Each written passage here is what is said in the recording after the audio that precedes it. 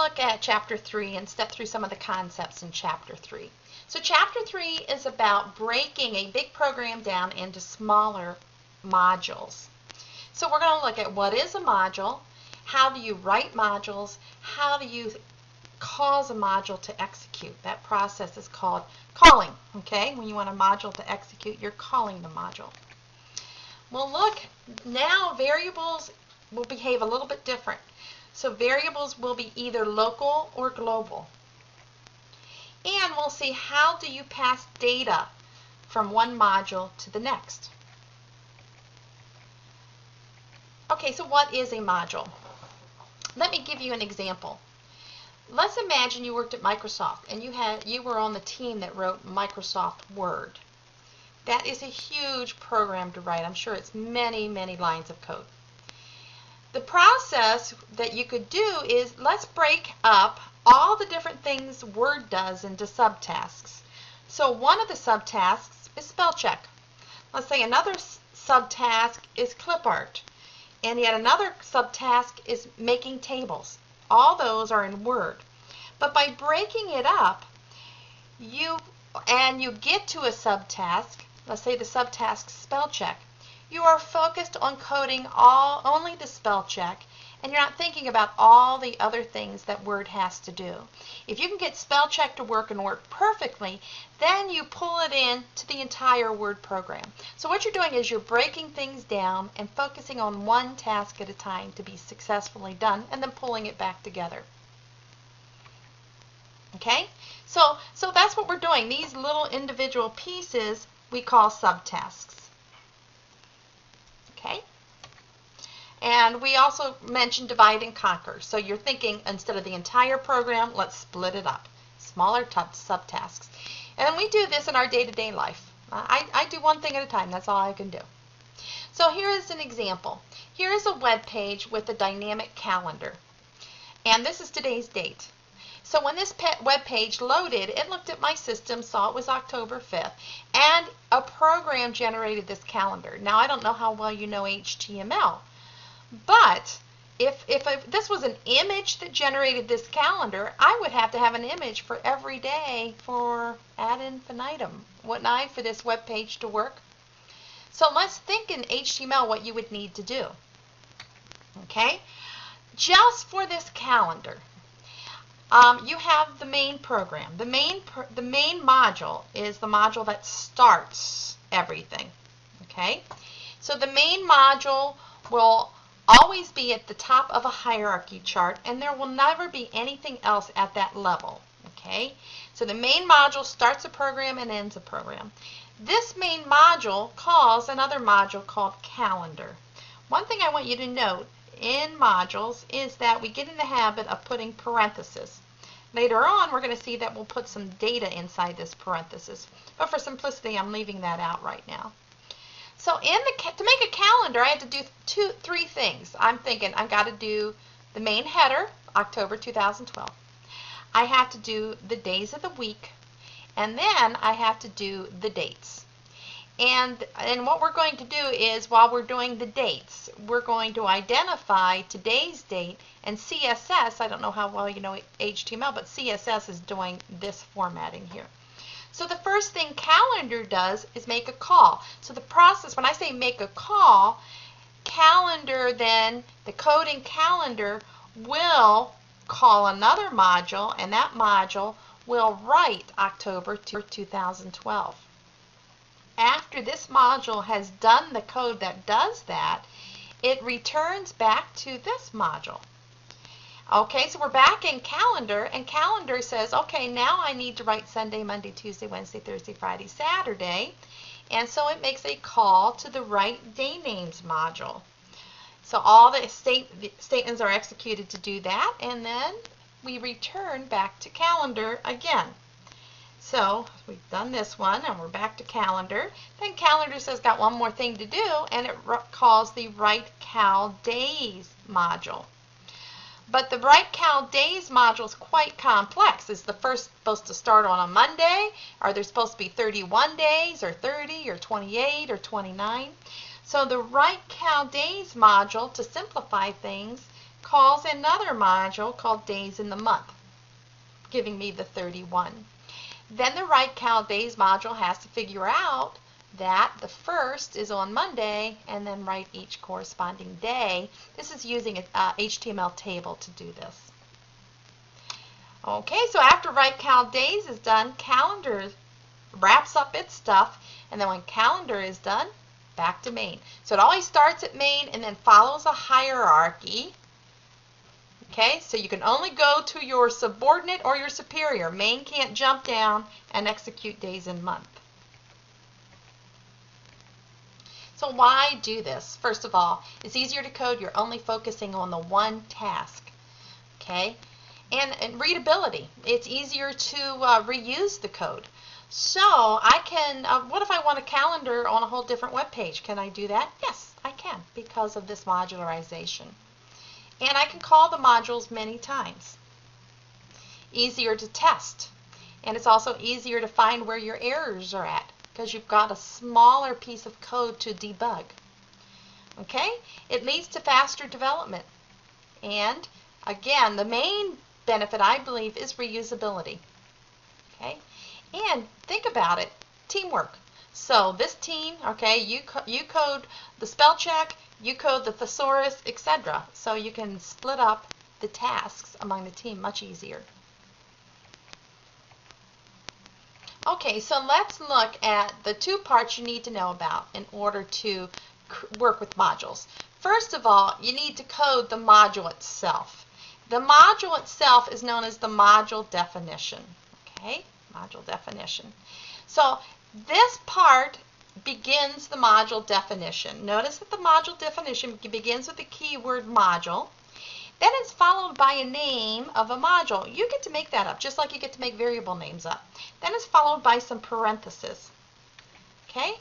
After that, you can put any of the statements we learned from Chapter 2 inside that module. So whatever statements you need to make happen the tasks that are needed to be done. When you've gotten all of that done, you're going to write end module. Okay, so this was a very simple example, had only one statement in it. Okay, so that's part one, is to define the module. But the module does not just execute on itself. You have to cause the execution to happen by calling the module. Okay, so we actually use the word call and followed by the module name. So when this happens, when this statement is executed, the program then looks for a module with the same name. When it finds it, it then executes all the statements in the module until it hits end module. When it hits end module, it returns back to this called statement in the original calling module. Okay, let's look a little bit about naming the module. Be descriptive. Okay, I suggest doing a verb followed by a noun. So such as calc, sales tax, display totals. Very readability, so when someone else is reading your source code, they understand what the module is doing. Now the naming rules are very similar to a variable. So you can't have any spaces in a module name, you can't have any punctuation, and you can't start with a number. You can have a number in it, but it can't start with a number when you name a module. Okay, so now let's just look at the module definition. The module definition also has two parts. The first part is called the module header. This is where the module starts. You have the keyword module. The second part is the body. These are all the statements that perform the task that this module needs to do.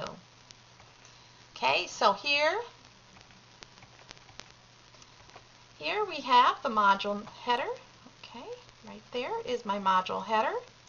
And then all these statements here will be my module body. It's always terminated with an end module. Notice that the module body, the statements inside the module bodies, are indented. The reason they're indented is for readability. It's easier for me to have my eye find where's the end of this module at, and I can quickly find it because of the indentation. Okay, let's look at calling a module. So here I have the main module. The program, you don't need to call the main module. The main module always starts, okay? That's where your program starts running. So in this main module, I have a display. I have a message for you. Then we're going to make a call to show message. So right now, we stop executing in main module and look for a module with this name, show message. And we find it. There's a module, and the name is show message. So we will execute all of the statements inside of this module, display hello world. After it hits the end module statement, then the logic returns back to the statement following the call. So now we return back. That's all, folks. We hit the end module. This is the end module for main, and whenever you hit the end module for main, the program is done executing. Okay, so let's look how you would flowchart the same thing. So we will begin with our symbols, start and stop symbols, but now our start and stop symbols have the name of the module in at the top, okay?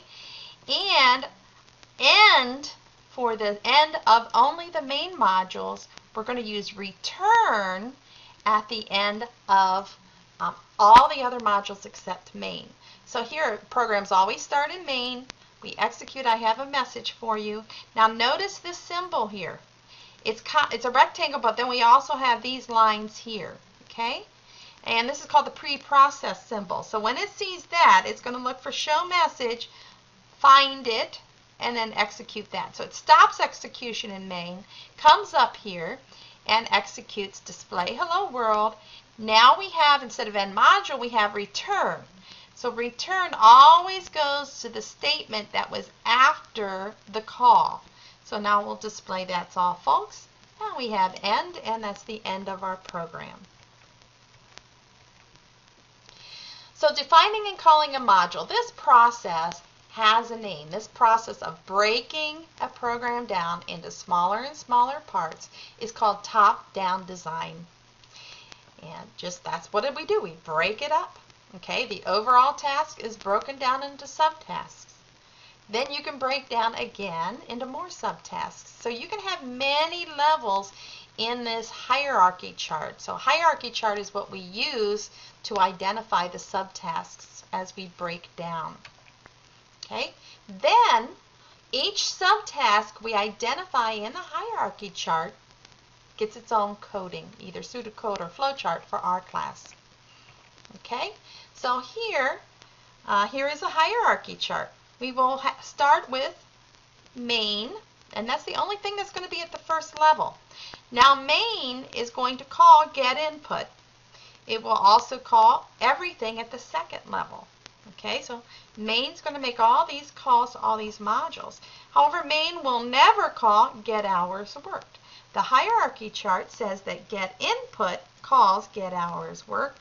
Get input calls get hour paid. Same thing here.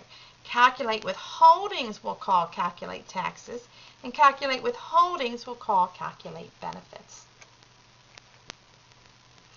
Okay, so in the hierarchy chart, all we're doing is naming the modules and how they relate to one another.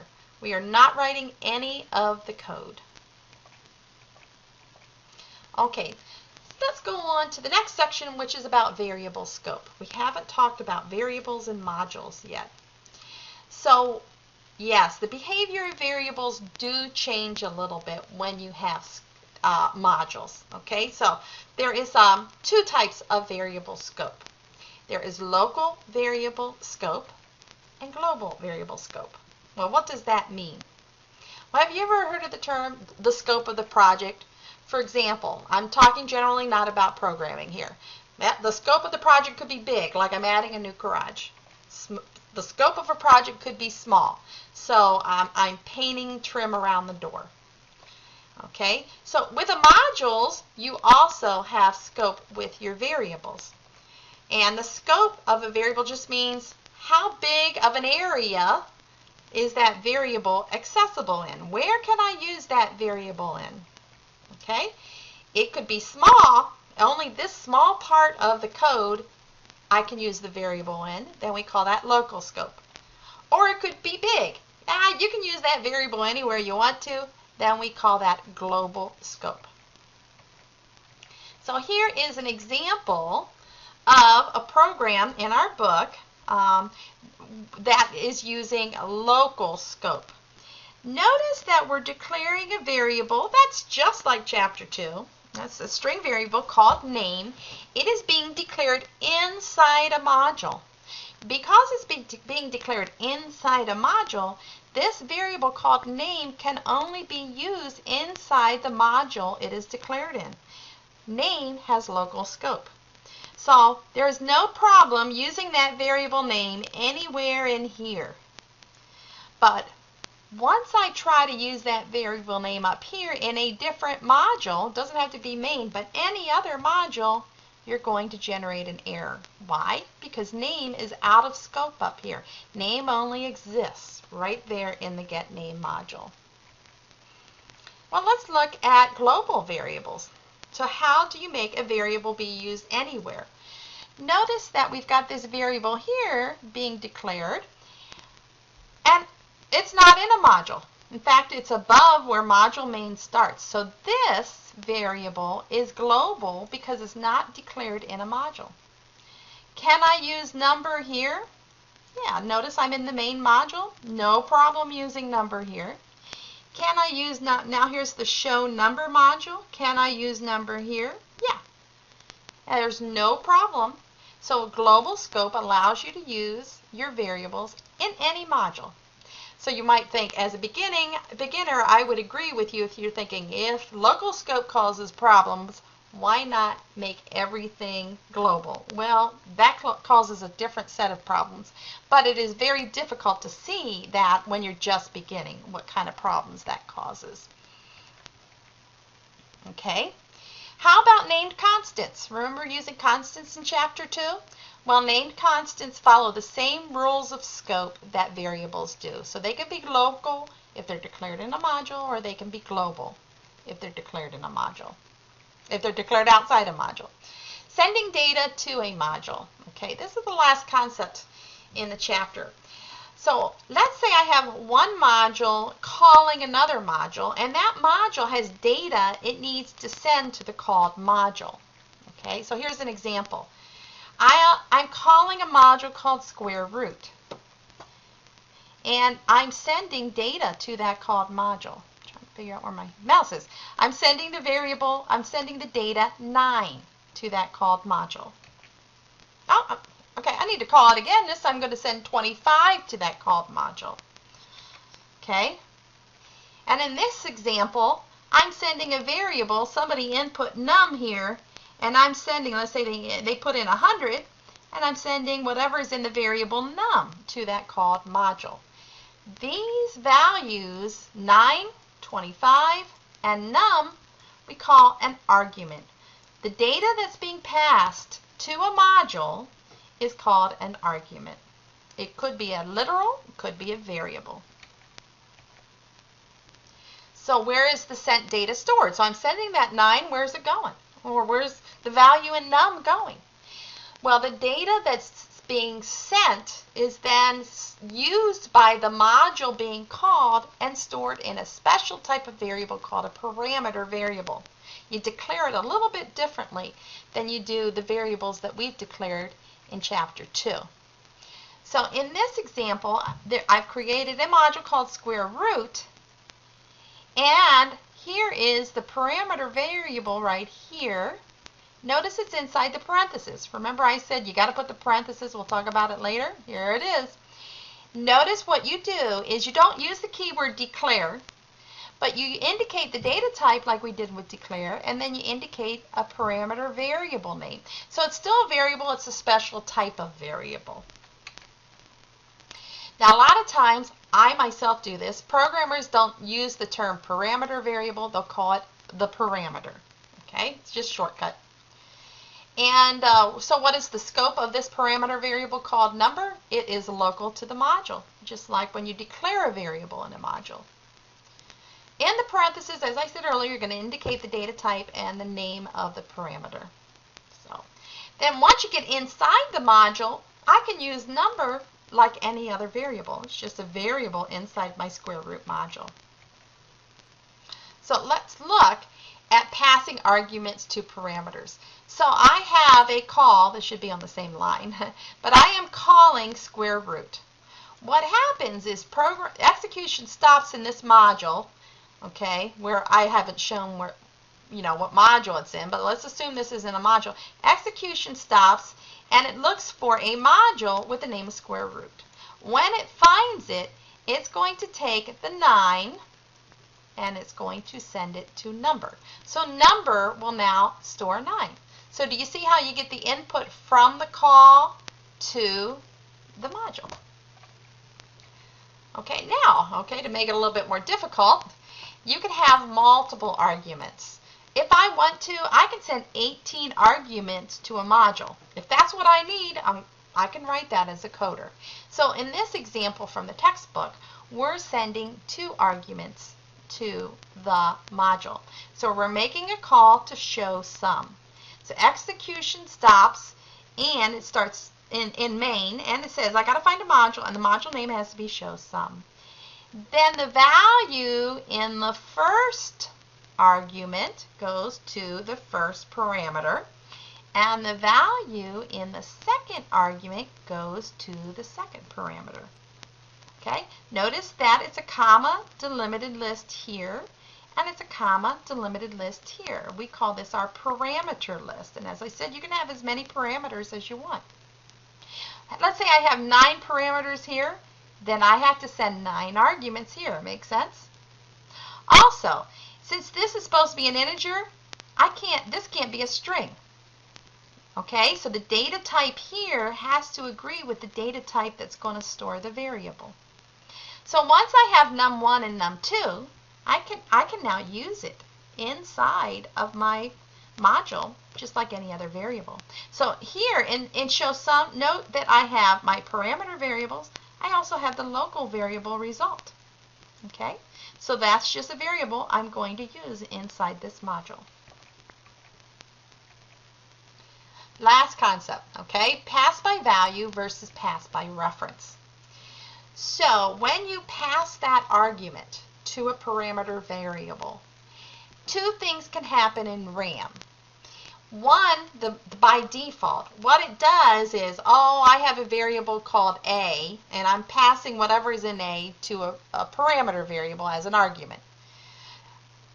A is copied, so A is duplicated, whatever is in A, let's say 18, it's duplicated in RAM, and then the parameter variable is working with the duplicated value. So it's only a copy of the argument that's being passed to the module. We call this one directional. Calling module can only communicate. Okay, I'm calling you and here's the 18. But you can't tell me anything back. Okay? By reference, however, lets you be 2-dimensional, because what happens is in RAM, instead of making a copy, it just makes the new parameter variable point to the same location. So if you change the value inside the module of the parameter variable, it ends up changing the variable used in the argument. Okay, let's take a look at this. Okay, so I've got this program. This is from the book. And notice we've got main, and I've got a module main. We've got show intro with no arguments. So there's show intro with no arguments. Then I have get cups right here, get cups, and it's got a reference. That REF means we're not being passed by value, we're being passed by reference. And notice here, I've got the get cups with the ref. Okay. Then finally I got a module called cups to ounces, and here's my cups to ounces. Notice there's not a ref here. So this argument is by value. Okay, I'm going to change my pen here. See how well I can write. So I've kind of created, imagine this is RAM. Okay, so execution always begins up here in the main module, so we declare a variable called cups needed. I'm just going to call it CN because I'm not going to be very good. And so that reserves a space in RAM for this variable cups needed. Okay. Then we call show intro. So execution stops at 7, and we try to find the module, and there it is, show intro at 18. And on the screen, we're going to see this program converts measurements and cups to fluid ounces for your reference.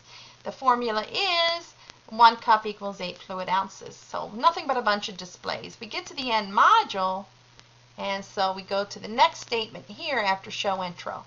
Okay, and it's nothing. This is just a comment. So then we execute that statement, call get cups. We're going to send cups needed. Oh, but cups needed doesn't have anything in it. So, okay, so I'm not sending anything. Okay, well, let's see what happens. So here it says, okay, we got to find a module called get cups. There it is. Okay, but notice, okay, so we've got a parameter variable named cups, and it's got a ref. Now what that says is I'm going to create cups, and I'm going to point to the same location in RAM. So now the user sees enter the number of cups. Well, let's say they enter 4. Okay, so CN, cups needed, is pointing to 4, and cups in this, which is local to this argument, is pointing to 4. So then it gets to the end module, and when it gets to the end module, let's see if I got an eraser here. Do I have an eraser? Yeah.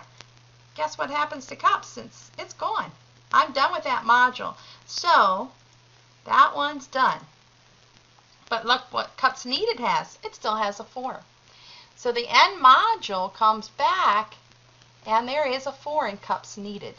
Comes back to the line after the call, and that's blank, and that's blank. So the next thing that happens is the call to cups to ounces, and there it finds there's module cups to ounces, and it's sending cups needed, which I abbreviated CN, so it's sending a 4 to cups. Now notice, that's okay that that's called cups and that's called cups. Notice that when your module is over, that cups here is gone. Okay, so this is going to create a variable called cups that is real, but because it's sent by value, a copy is made. So it takes that 4 and makes a copy. Okay, so we declare it, and then we're going to declare real ounces. So we got another variable called ounces. Okay, and right now it's uninitialized. There's nothing in it. Set ounces equal to cups times 8. So it finds the local variable cups, which is 4, multiplies by 8, and stores the result 32 in RAM. Then it displays that, converts to, and then ounces. There's the variable ounces. It finds 32 ounces. End module. So we go to the next statement, which is end module. That's the end of my main module. So my program's done. So I hope this helps you get an idea that when you do by ref, you're going to make a permanent change to the called, the argument being sent when it was called.